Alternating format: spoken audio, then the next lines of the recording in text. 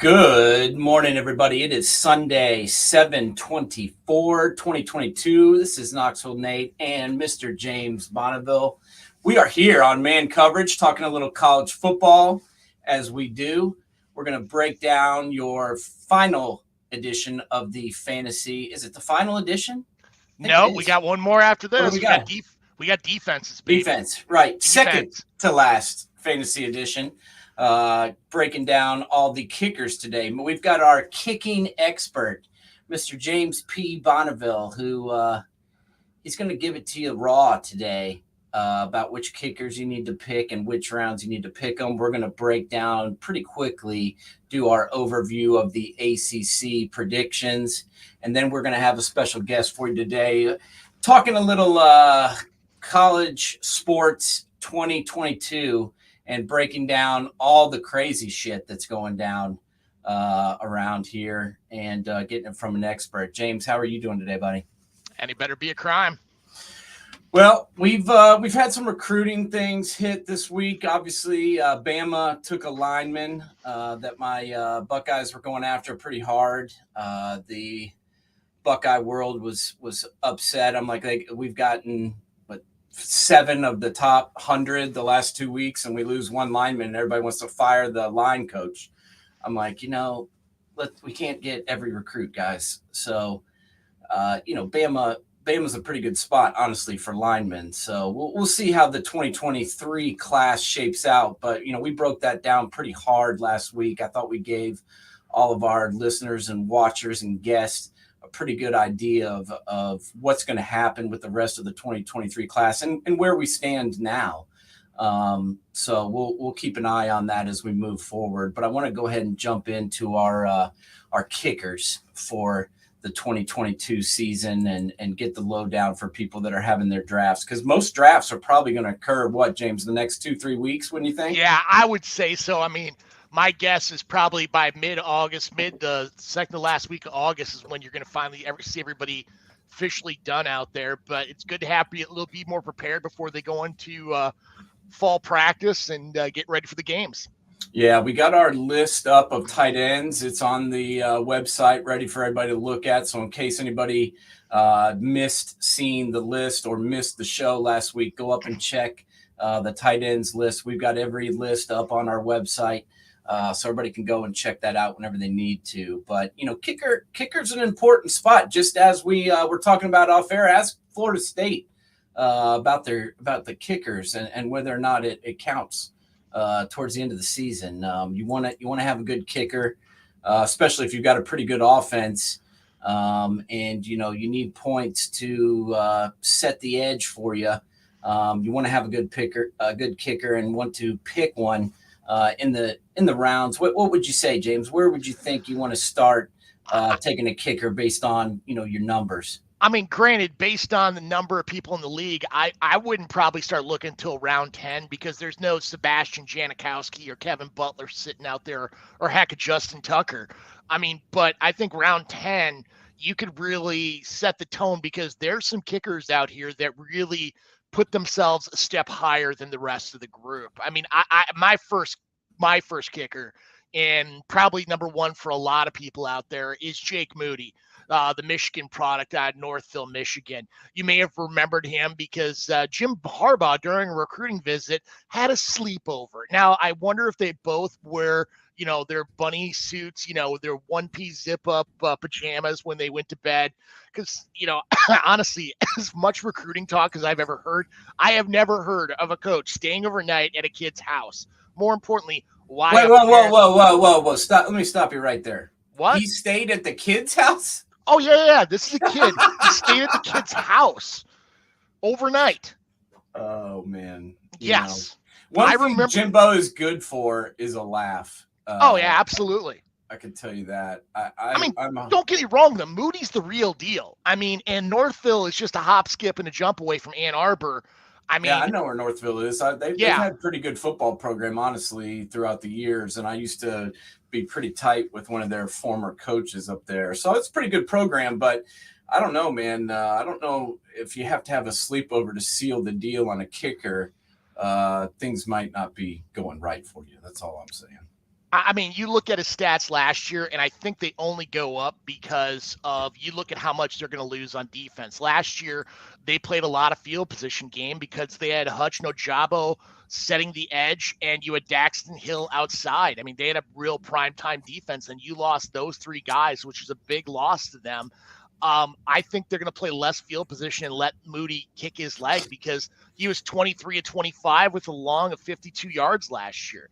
I think he's going to have the exact same amount of extra points, but I think his field goal numbers are going to go up because the defense is going to go down. They're going to have to push it and put more points on the board. I mean, what are your thoughts about Jake Moody starting it off? Yeah, I think he's definitely probably the best kicker. And I think with, let's be honest, they have a somewhat conservative offensive approach. I mean, they like to run the football. Hassan Haskins was, definitely their best weapon and most consistent weapon on offense last year, if you ask me, not to mention their offensive line. So I think they're not going to go away from that. They still have a pretty good running game. I think Blake Corum's going to help their offense. He flashed in my eyes last year running the football, and I think they're going to stick with that. They've got some new kids coming in. They're going to try out running the ball. It's just the old homage. If you have two quarterbacks, you have none. I'm a firm believer in that, and they can't seem to make a decision. They put McNamara out there, and then in the red zone they throw McCarthy out there, and then they say that McNamara is their guy, and then every fourth series they run the young kid out there. So I don't know what they're doing with that, but they need to figure out their quarterback situation. But it does seem like they have their kicker situation locked down, and that's a good thing. How much better is this kid, James, in your eyes, over any other kicker? Let's say you want to maybe sneak a couple extra points. Do you take this guy a round or two ahead of the rest of the guys? You could, but the guy who I have second, I think is right with Moody, quite frankly. I think this kid is a real hidden talent, and he's got a little bit more of a distance leg than Jake Moody is. I just think Moody's going to put up more points just because of the Michigan offense, and that's Harrison Nevis out of Mizzou. This kid's got a leg. I mean, last year alone, he was 23 of 25. But more importantly, from 40 and beyond, from 40 to 49, he was 11 of 13. And from 50 and beyond, 3 for 3 with a long of 56 yards. This kid was a second-team All-American. Now, the reason why he may be just right there with him is, heck, that defense at Mizzou sucks. So Missouri's got to score points. And his numbers were phenomenal. I mean, only 2 misses, and those misses were between 40 and 49 yards. Yeah, I mean, my concern is their offense this year. I mean, with the quarterback transferring out, their offense scares me. I mean, they had a pretty decent offense with the quarterback last year, but with him leaving, no proven guy under center, I'm a little bit concerned about Missouri on the offensive side. But I am too. Brady Cook has got to step up if that's going to really come together. And not only that, Luther Burden, the freshman that we talked about during one of our freshman shows, he's got to be that next level guy for them. Yeah, the wide receiver that we mentioned that was class of 2022. Yeah, he was a top 25 player. He was top 50 at least. He was an amazing athlete out of East St. Louis. Yeah, he's definitely. If they can get somebody to throw him the ball, they'll be in good shape. But yeah, I think their kicker is a proven guy, and I like the guy you've got next on your list because I was very impressed with Mr. Ruggles last year coming in for the Buckeyes. He made some clutch kicks. He made some long kicks. He was very consistent. I like him. Tell me what you think about him.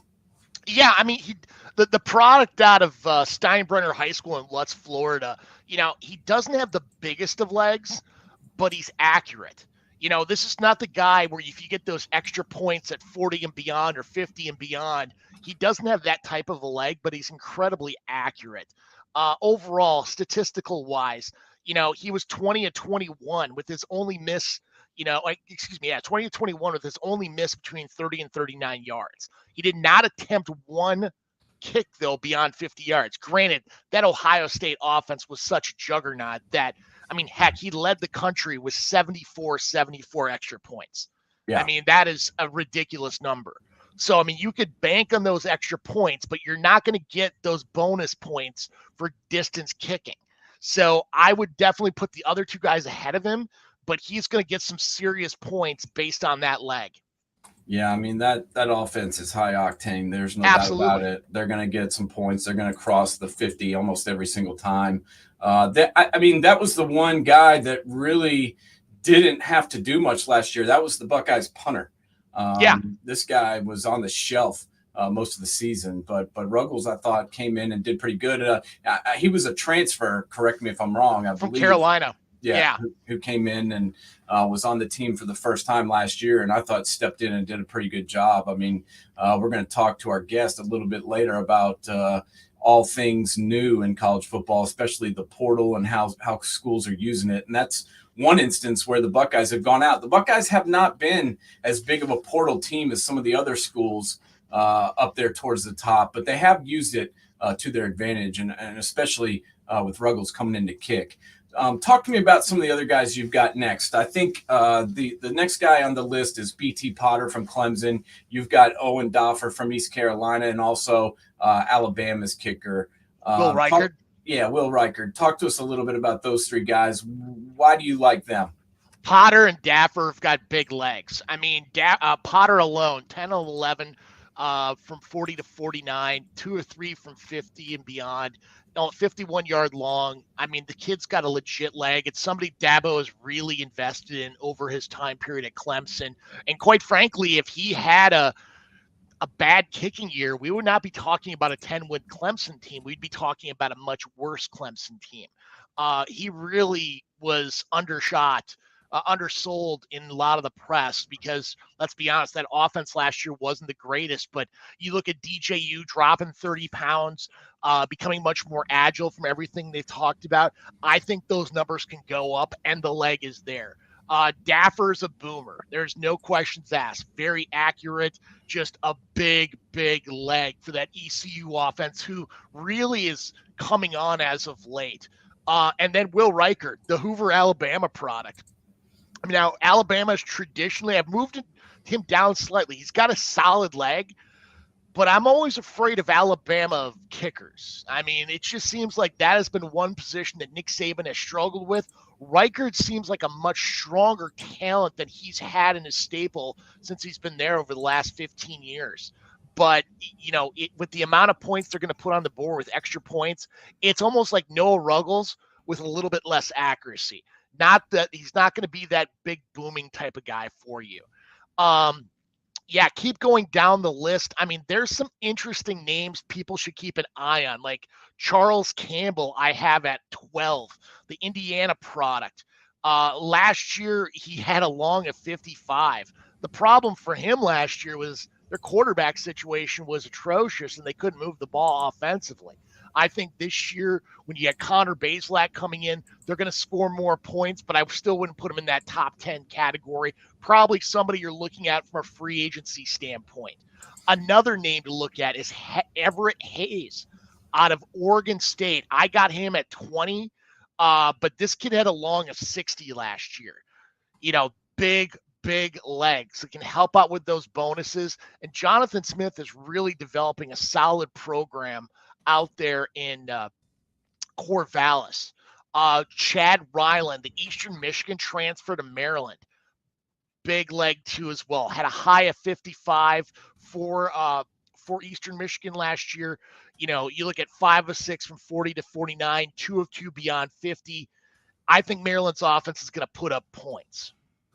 Yeah, I do too. And to go back to your comments on Indiana, I mean, I thought Indiana was a pretty decent football team that had a horrible year last year, and it was all predicated on the quarterback position. I mean, they had injury upon injury upon injury, and honestly, they had 2 guys that I thought were pretty decent quarterbacks, but neither one of them could stay on the field.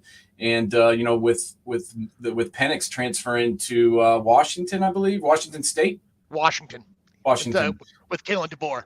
Correct. I think that's going to open things up for this guy, for Bazelak, and I think he's going to fix that position instantly. And I Yeah. think Indiana's going to get back to what they did in 2020 and be more of a force in the Big Ten. And I think their kicker can be a big part of that moving forward and helping them put points on the board, because the defense has been pretty solid when the offense can at least stay on the field, don't you think? Well, I mean, you look at the recruiting classes they've brought in under Tom Allen. I mean, this is a step above of what you've seen under previous administrations in Indiana. I mean, there's a lot of talent in Indiana that people don't realize. Greenwood, Indiana, for example, is a powerhouse program, and they're pumping out kids left and right, of which one is at Ohio State right now. Yeah. There's quite a few kids from Indiana out in the college football world, and that's going to continue. I mean, think about all the great schools in Indianapolis alone: Warren Central, Ben Davis, Lawrence North. I mean, the name, we could go on and on. Fishers is a good school. We've got schools up in Fort Wayne.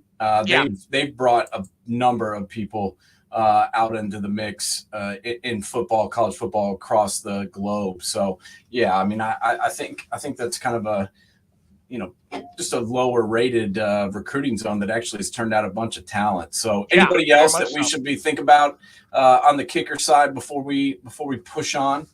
Not really, but we'll be putting out the list for people to know about. I mean, you're going to see other names out there, like keep an eye on Zach Schmidt, the kicker at Oklahoma, because they're going to put up points. But there's not, this is an area where you don't have to draft high on, but you have to draft smart on to make sure you make the playoffs and or win your title in your league.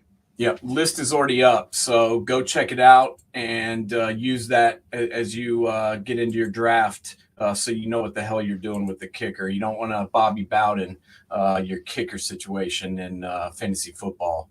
That could definitely cost you some points. So before we get to our guest line, we're going to talk really quickly about our ACC predictions. I mean, the ACC conference taking a lot of heat recently with the mega conference situation that's becoming the norm in college football. The ACC is kind of getting left in the dust a little bit, but to be honest with you, I think the ACC has taken a step forward, at least in the middle, the last couple of years. I mean, you think about two teams, in my eyes, that just kind of came out of nowhere, that don't get much respect in the college football globe, but I think deserve it, and that's NC State. Dave Doran is a hell of a football coach. He's producing guys that are going to the NFL. I mean, he sent Aquanu, one of the top 5 picks in the draft, the left tackle now for the Carolina Panthers, who's going to start as a freshman. And then, Mr. Clausen down there in Wake Forest. I mean, the guy, let's not forget, he came here to Knoxville and ruined the Tennessee program by having one of the worst years as an offensive coordinator in the history of the SEC, and getting Philip Fulmer fired in the middle of the season. But since then, the guy has come back into his own. I mean, people forget he won a national championship at Richmond, and now is killing it at Wake Forest in my eyes. What do you think about the push forward of NC State and Wake Forest? I mean, am I giving them too much credit or what? No, not at all. I mean, I personally still am going to keep Clemson number 1. Because you just look at the talent, especially on their defensive line. I mean, Murphy and Breeze are just a phenomenal talent, probably one of the best wrecking ball tandems you've seen, probably as from a DT perspective in some time. Probably, well, I mean, heck, you could probably compare them to last year's Georgia crew with Davis and Walker. I mean, this is going to be a very good offense. I mean, good defense. Now, offensively is where they struggled last year. Their offensive line was, calling it a train wreck would be nice. Plus, they had nobody playing in the slot. And if that offensive line can take that next level, they have the potential to be that number 1 team. But NC State and Wake Forest, right there. I mean, you look at Dave Dornan's team, that identity is built on that line of scrimmage. And all they lost was Aquanu. So you have 4 starters back. You just lose your left tackle, and junior Anthony Belton comes in, a JUCO prospect. Played 2 games last year. This is going to be interesting to see how he takes over from that perspective. But that line is going to move the ball. Plus, you got Devin Leary at quarterback, who really had a strong season. Defensively, they only lose 1 starter. That's it. Their nose tackles are gone, and now you got C.J. Clark starting in that place. Otherwise, 10 of 11 guys back, and you look at their schedule. I mean, I'm a little intrigued by that kickoff at East Carolina. That's going to be interesting, but then your road games. You have a stretch of home games with Charleston Southern, Texas Tech, and UConn. I think they win all those three. Then going to Clemson October 1st is going to be the dictator of how that division is going to go. Yeah, I agree. I mean, I've got Clemson number one also. And the reason for that is, I mean, last year was their down year, and Clemson still won 10 games. And to be honest, even those 3 games that they did lose, they weren't in most of them. I mean, the NC State especially, was that 2 overtimes that they went through. So it's not like they got shellacked all season long. They had some problems on offense. There's no doubt. Everyone knows it.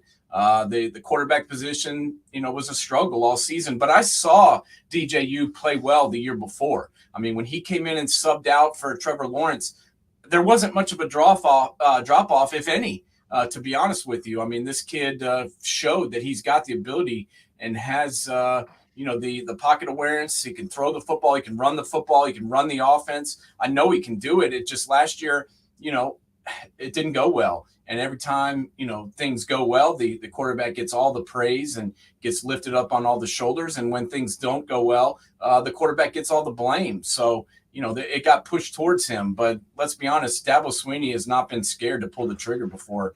I mean, remember back when Kelly Bryant was leading the team, they'd already taken him to a college football playoff.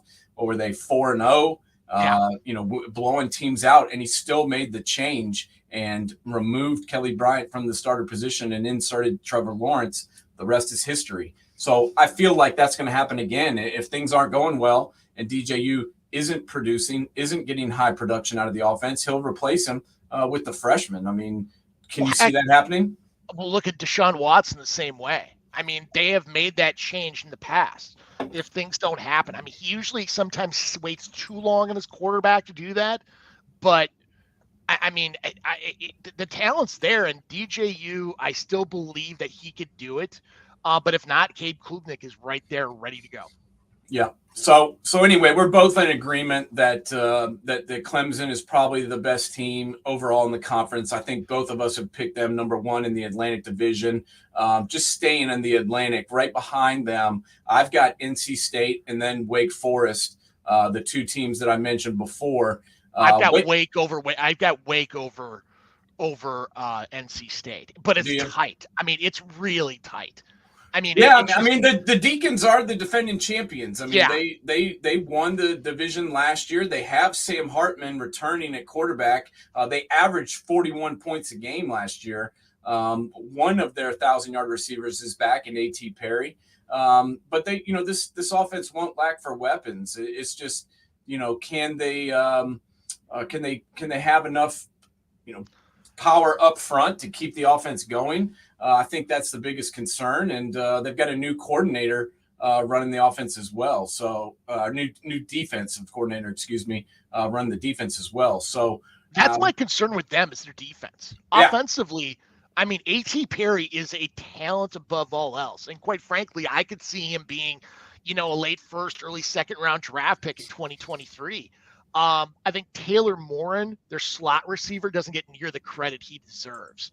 Last year alone, I mean, he had 43 receptions, 621 yards, 5 touchdowns. I see that number going up probably in that 800-yard range and probably 8 touchdowns.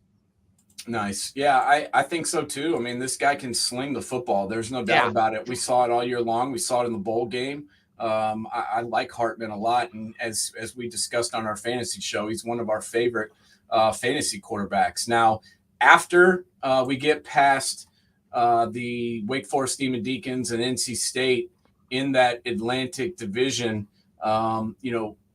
some people have Florida State next. I've read that Athlon article that had Florida State just because of the progress they showed towards the end of the season. I'm not sure I'm completely buying it, especially with the departure of Jermaine Johnson, who I thought really pushed that defense. I mean, he had 17 and a half tackles for loss, and Keir Thomas also is gone. So I think that, I'm not ready to anoint them as back. And honestly, I think that Jeff Hafley's got something going on in Boston College. I mean, I know they were 6-5 in 2020, but they had, the quarterback position was banged up all of last year. I mean, that kind of derailed their season, in my opinion, losing Jerkovich in September. He finally came back, but it wasn't quite the same. But I think he's going to be healthy for this year. And I think Zay Flowers is a pretty solid wide receiver. They've got a good running back, and they've got a rebuild offensive line. So I'm picking Boston College ahead of Florida State. What are your thoughts on those two teams? I've got Florida State there right now. I think the one person that we talked about him in one of our earlier shows during the transfer show is Jared Verse, who's going to take over that Jermaine Johnson role. This is a kid who really was under-recruited and really underdeveloped coming up out of high school, goes to University of Albany, and then in COVID, his family gets him a weight set. And when he's home, that's all the kid did was work out and comes back and was a superstar. Played in that spring league and was all conference, and then comes back that next fall, was an All-American, transfers to Tallahassee, and they already got him lined up starting on that edge position for the Noles. I think, and you look at what they got coming back on offense, I can see them taking the next step. I just don't know if Florida State's got the depth. I got Louisville after Florida State because Malik Cunningham and Marshawn Ford, I think, are a very good combination.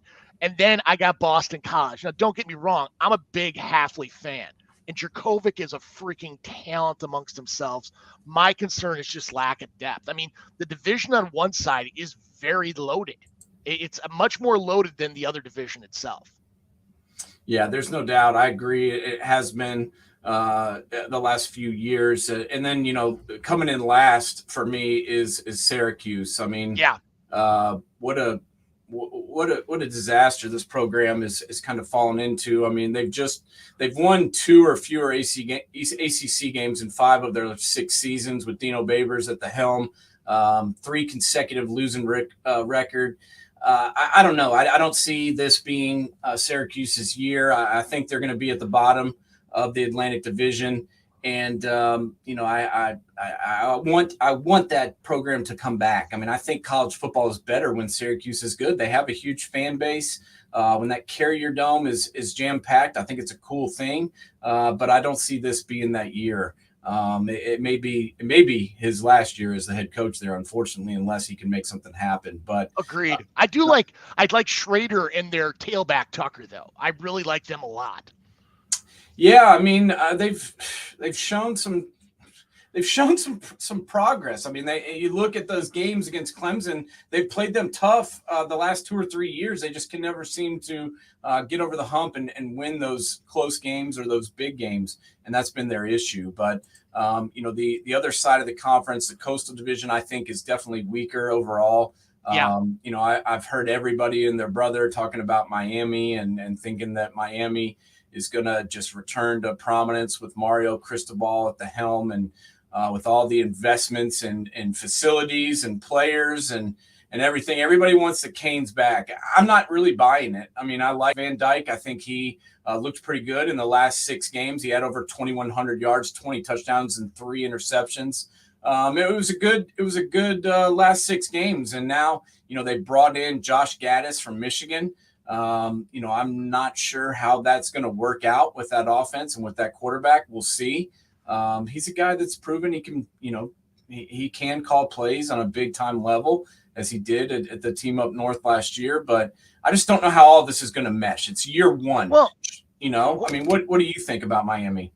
Well, I mean, I've got Miami 1 right now too, but are we going to see what we saw out in Eugene where Van Dyke may be throwing 15, 20 times a game? I mean, I really am still out to lunch on this one. I mean, if I'm going to buy hard on anybody right now, it'd be Jalen Knighton, where, I mean, you look back at the career of Cristobal, he likes to run the ball. I mean, he's going to be a run-first kind of guy.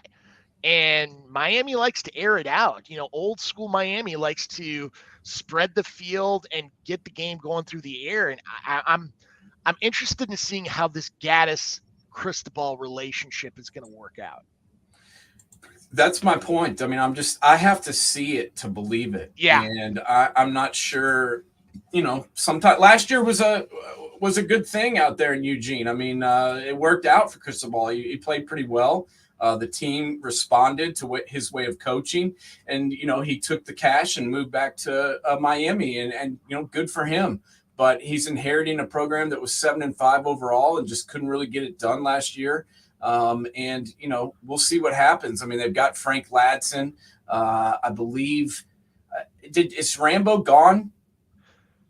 Rambo, yeah, he's gone. He's gone. So Ladson's probably going to be, I think Smith is their other wide receiver. They're going to Restrepo too as well. Yeah, Restrepo. I mean, they've got some good skill guys, but I don't know. I'm not really sure what to expect from that team with all the changes at the head coach and with the coordinator positions all being brand new. It'll be interesting to see what happens there. But a lot of people are picking Miami. I'm not sure I'm buying it. Pittsburgh, is another team. I mean, what do you think about Pitt. Pittsburgh? I would have picked Pitt if Jordan Addison didn't transfer.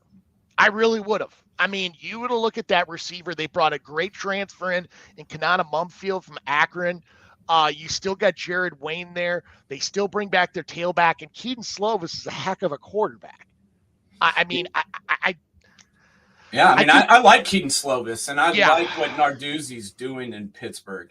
This guy's been winning there for several seasons in a row, no matter who the quarterback is, no matter who the wide receivers are. I mean, I think it would have helped, obviously, having the Biletnikoff winner, Jordan Addison, come back. But to be honest with you, I'm more sold on Narduzzi and Pittsburgh than I am Miami, just because he's done it. He's been there. Well, and I trust him. Their defense is going to show up. Oh, their defense is, I mean, think about all the guys they've thrown into the NFL the last 3 or 4 years from the defensive line, and it doesn't seem to matter. They replace them and move on. And, that November 26th showdown against Miami is going to be huge. That may decide the Coastal Division. Pittsburgh's got to go and play Tennessee again. They came down here last year and beat Tennessee in overtime. And I think they've got a shot at beating them again, to be honest. And Keaton Slovis has been kind of the quiet transfer. No one's really talked about this guy since he decided where he was going. And I think sleeping on him could be a mistake. But I like Pittsburgh. They're my number one in this division. I think they're a better team overall than Miami, and a team that's a little bit more, constant. And, I think they win this division kind of out of default because, my expectations for Miami aren't as high as other people's. I think North Carolina was a huge disappointment last year, and I'm not so sure that they're going to do it again this year, especially with Sam Howell going in the draft to the Washington Commanders is their name now, and Commanders. Whatever. They do have Josh Downs, who had 101 catches last year, but to be honest, I thought that the struggles of North Carolina were very loud and proud last year, and I think they might continue. I'm not sold on them either. I mean, they got Drake May playing quarterback, but I mean, the jury's still out. I mean, you bring back your entire receiving core in Downs, Green, and Jones. But honestly, I look at their defense if they're going to take that next step. Specifically, Tony Grimes, who reclassified and came in during COVID, that stud cornerback, as well as Cameron Kelly. I think they're going to have to really lead this defense if they're going to take that next step and make a real run at Pitt and Miami in this division. Yeah, I agree. I mean, they were pretty hyped before last year, and everybody, a lot of people picked North Carolina to not only win the division, but to win the entire ACC, and it just didn't happen. So we'll see if they can get better this year. The other teams in this division, before we move on, we've got Virginia Tech, Virginia, and Duke all having brand new head coaches coming in. And, I'm not 100% sure what to expect from any of those teams with a brand new coach. And then, you got Georgia Tech as well, who's been 9-25 over the last 3 years. It may be Jeff Collins' last year. What do you think? Anything of note with those teams? I mean, I've got it going out Virginia Tech, Virginia, Georgia Tech, and Duke. I mean, Duke is my easy last place. I mean, that Mike Elko's got a lot of work to do in rebuilding that program. I think he could do it, but it's kind of like Clark Lee and Vanderbilt. It's going to take time. You look back at what David Cutcliffe did there. I mean, it took him time to really rebuild and made them a bowl team. But I mean, there's just a lot of, I mean, there's serious holes in their team. I mean, you look at Virginia. I mean, Brennan Armstrong is a heck of a quarterback. But defensively, I just don't know if they got it. Yeah, I mean, I think Virginia could be a team that might surprise us. Brennan Armstrong did throw for 4,500 yards last year. I mean, Correct. He had 31 touchdowns, and a lot of people don't really mention that. I mean, the guy completed 65% of his passes.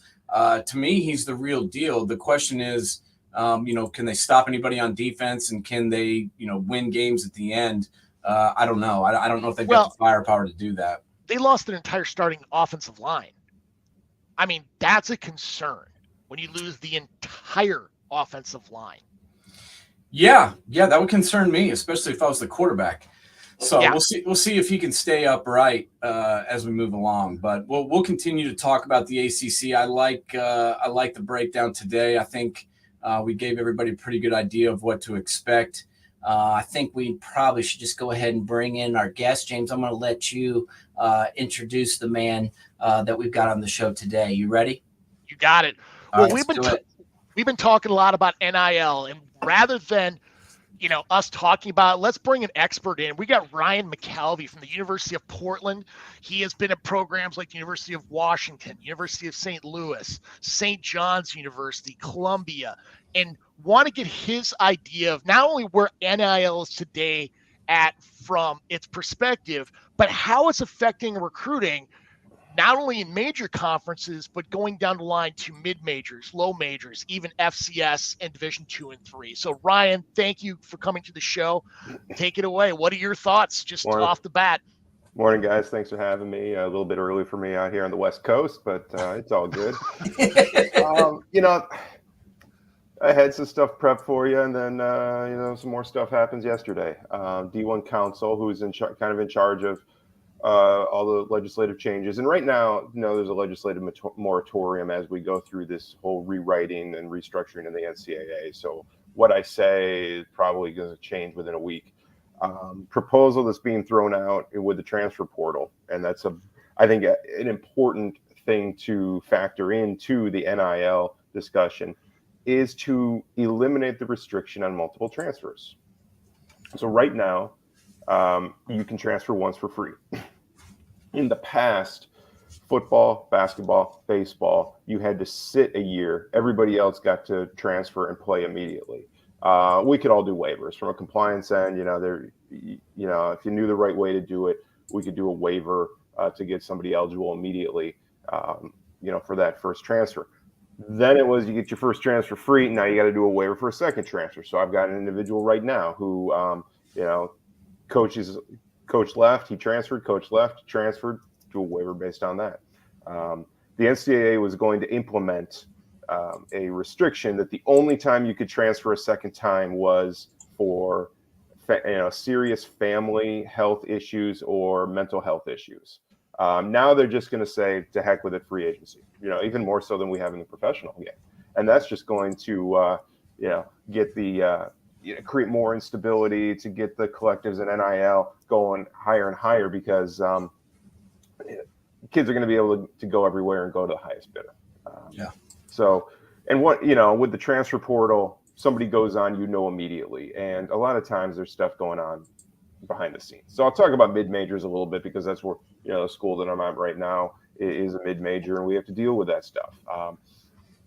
You get an under the radar guy, blows up.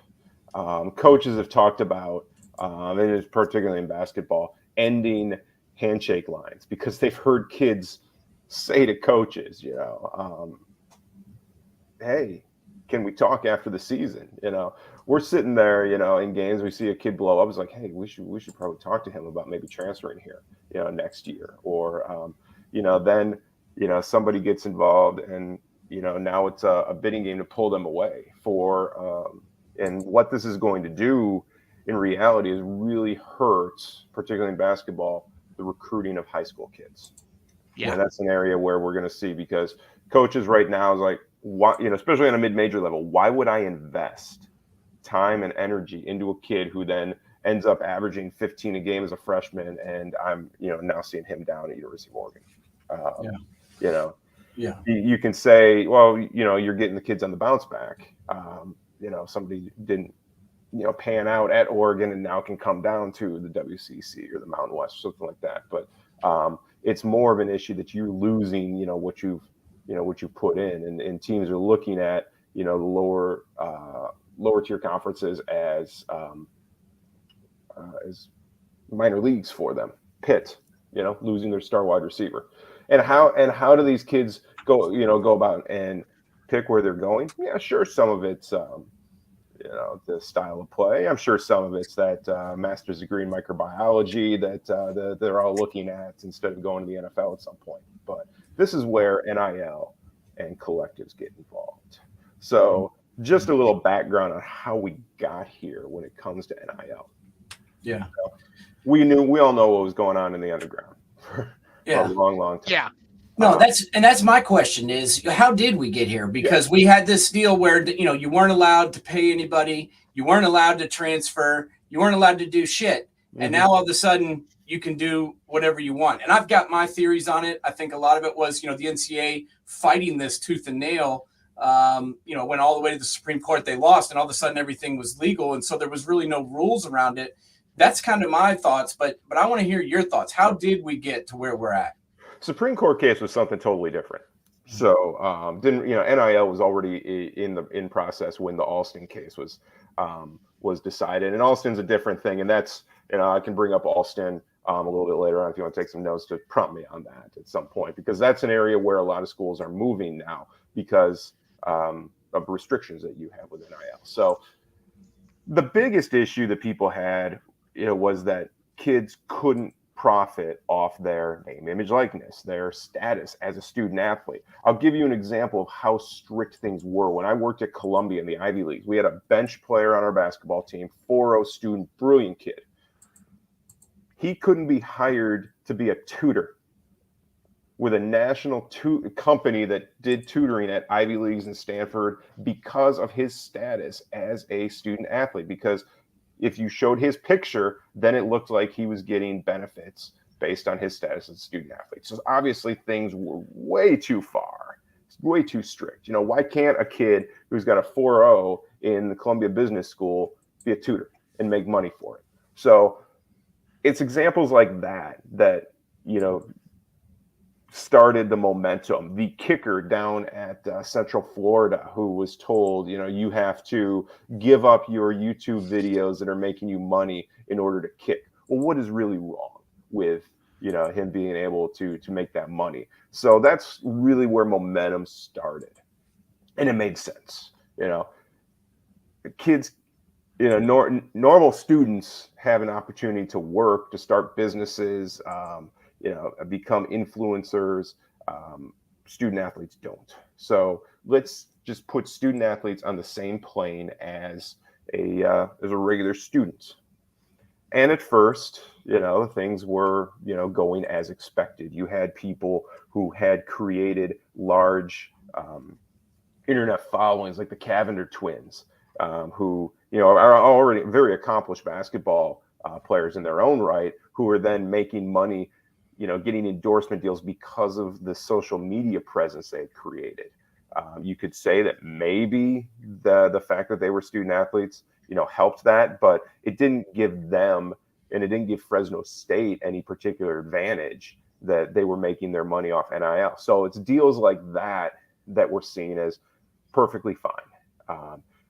And a lot of student athletes that were getting the money, weren't necessarily star athletes. They cultivated a great social media image, and that's where NIL was going, and thought, okay, this is working. Kids are now able to go home and do camps, and you can have the James Bonneville basketball camp back home in Barron, Wisconsin, and kids can come and pay money, and you make money, for that, and say, Division I student athlete. What's wrong with that? There's nothing wrong with that. So those are things that we're now allowed to do, just some endorsements here and there, a local business that wants to help out and say, you tweet out that, you like my restaurant, you get a free meal, once a week or something like that.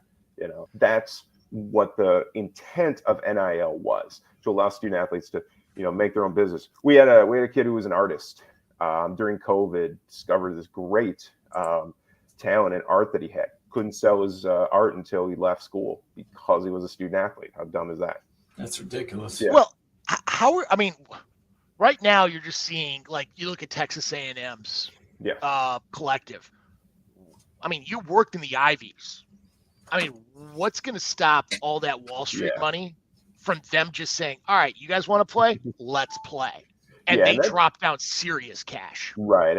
And that's where I think is moving to where NIL went from what it was supposed to be to where people realized the recruiting advantage that NIL could be. So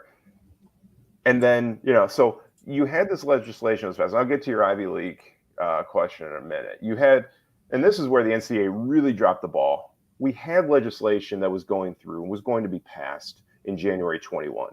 Department of Education comes in and says, don't pass this. We're going to look into your antitrust exemption. 2 pieces of legislation were authored in one in the House, one in the Senate. The bill that was, and they're both bipartisan, and the one that was the primary author was Anthony Gonzalez, Ohio State legend, former Colt. That was the one the NCAA and a lot of us in membership preferred. Cory Booker and Richard Blumenthal in the Senate, Booker being a former student athlete as well at Stanford. He wrote some legislation too that was a lot more deregulated a lot more than we were comfortable with from membership. So we supported the Gonzalez. And of course, Congress being Congress, it didn't go anywhere. So July 1st comes along, we got to have something. So a lot of states rushed to implement NIL legislation within their states. July 1st comes, only 13 states, Oregon included out here, had NIL legislation. The NCAA has to do something. So now the NCAA says, all right, 37 other states, here are just some general guidelines. Now you've created this imbalance because certain states have a lot more strict NIL legislation that they have to deal with. And that we saw that in the Deion Sanders case at Jackson State, where a lot of states said schools could not be directly or indirectly involved in setting up NIL deals. So, like for me, if I can't go to a business, even though I'm not a coach, I can't go to a business and say, "Hey, we got this kid over here who would be a great deal for you. Let's get them together, or let's get you guys together." You can't do that because of the state legislation. Jackson State, Mississippi didn't have that. Deion Sanders could go to wherever, and Barstool, if that's what is accurate that was reported, and set something up. So now you had states rushing to get rid of those restrictions. It even got to the point then with collectives where Louisiana recently changed their legislation to allow the schools to coordinate with collectives. So now you've got, the big money, the collectives creating, and the collectives were something that weren't even envisioned when NIL happened. Yeah. It used to be the idea was the kids go out and do something. We provide education for them. We have apps. We have, software that they can go out. They can get their businesses. It changed to schools getting them their businesses. One school conference you just were talking about on a call said, having an NIL department is more important than having an academic department. You have other schools who are creating departments so that they can coordinate everything for their student athletes, creating, helping cultivate their online image. The schools are doing that. So the kids don't have to anymore because NIL has become such a big business for keeping student athletes around. Yeah. Then collectives happened. Think you're going to say something, Nate? Yeah, I was just going to say, the thing that we've talked about a lot here is that, these kids were the whole deal with the NIL was that these kids were supposed to be able to make money off of their name, image, and likeness after they've played college football. You come in on Saturdays, you help your team win, and then you get rewarded for that, by being on a commercial or being, going to an auto dealership and signing autographs and helping them promote their business. But that's not really what's been happening. I mean, some kids are getting paid like that, and that's good. But what we've seen more of is, these collectives, as you were just talking about, or these universities using the NIL to get kids to come to their school. And these high school kids are getting paid more than the kids that are playing. I mean, how can we fix that? And how can we, potentially get the NIL to work how it was intended? Yeah. I mean, the one thing that was put into legislation is that it couldn't be a pay-for-play type situation where, you were just given the money. So you actually had to do something for it. Right. But again, the guidance in the legislation was so vague. What is it that you have to do? Here's, Texas Tech, for example, $25,000 per player for football. All they have to do is some community service work. Not bad at all. Miami, the gym, where they get $5,000 a month. They just have to go to the gym and tweet or Instagram that they're there. So we got to find ways to, you can't cap, and that's the problem too, because it's a fair market. If Bryce Young is worth 1.3 million or whatever it was that Saban said he was worth, how can we say that he isn't worth that? So we can't cap the markets. But what we're seeing is that NIL isn't, once kids get in, I mean, other than the high profile guys and you get involved in the recruiting battles, kids, on the lower end, your normal baseball player, your normal volleyball player, most of what they're getting is just, merchandise. You get a percentage, you get a code for, you post, say, hey, in Nike gear, here's use my code for 15% off. And that's, what they're getting. They're getting commission. So that's a majority. I can tell you from, at my school, of the 50 plus deals that we had, only 2 actually got straight cash for any of their deals. I know of other schools that have got a lot less, a lot fewer individuals, because I think some of the kids don't know how to do it. And that's where these outside individuals start getting involved. And that's where coaches are coordinating. The collectives are, it was something that just simply wasn't anticipated. And Tennessee's, you being in Knoxville, Tennessee's has kind of become like the model, for what it's become. The 1951 collective, I mean, they're saying they need $25 million a year to operate. Now, where are you getting this question money? from that, and that 1951 collective, when they hand the cash, is it in an Arby's bag now instead of a McDonald's bag that they give the cash to the players in? Or sorry, Nate, I just had to throw that in there. Buddy, I could care less. I live here, but I don't cheer for this team. And I thought it was hilarious how, I don't know if you saw, but this week some of the stuff came out about Jeremy Pruitt and how his wife, who was pregnant at the time, was actually involved in setting up some of these payments to these kids who they were recruiting, and in some instances delivered the damn money. And I'm like, you're sending your pregnant ass wife out to deliver the McDonald's bags? But now, heck, half the shit he was doing isn't even illegal anymore. I mean, in some way, shape, or form. So. It would have been better if they put him in like in a Happy Meal box. That would have been even better yet. Well, I mean, that's the thing. He was paying all these guys, and they couldn't even win more than 3 games. So apparently, he wasn't paying the right guys. And that's where it becomes a catch-22, for coaches as well. I spoke to a colleague at a major at a Power 5 school who declined. A kid came to him and said, X school is offering me this and NIL. What will you do? And the coach's response is, go take it. Because the coaches don't want to get caught. Sometimes they don't want to get caught up, because if a kid is not producing and you got to bench them, now you got, the business, the car dealership who's giving the kid the Rover, to drive. It's like, hey, where's my investment? He's only getting 12 minutes a game, and I'm paying him $100,000 in a Rover. What's going on? Some, there are coaches who used to pay, do the under the table stuff and realized that by doing that, the kids owned them. Yeah. They is like, Yeah. won't name names, but one, it was blowing up. It was just blowing up on them. Threatened to kick the kid off the team. Kid said, "Yeah, you want me to go to the press about how you got me here?" Yeah.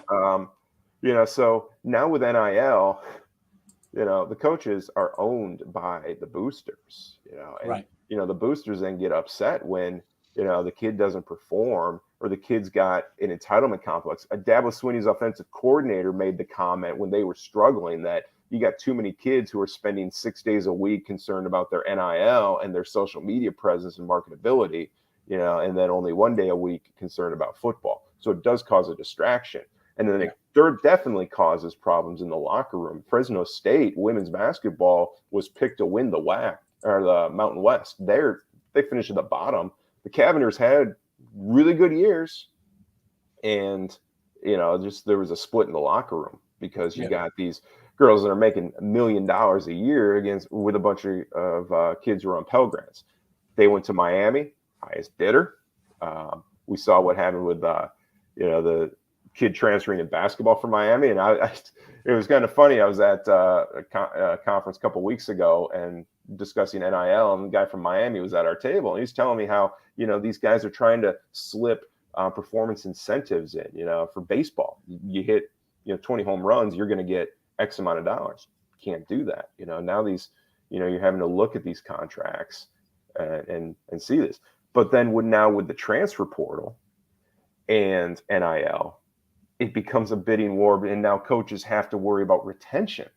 Yeah. And then what are your outside influences that are keeping kids from going there? Kids can say, everything they want, oh, I love it here. No, I would never leave. And then when somebody dangles, $100,000, in their face to go somewhere, they're going to go. So now coaches have to worry about, recruiting their own teams, re-recruiting their own players.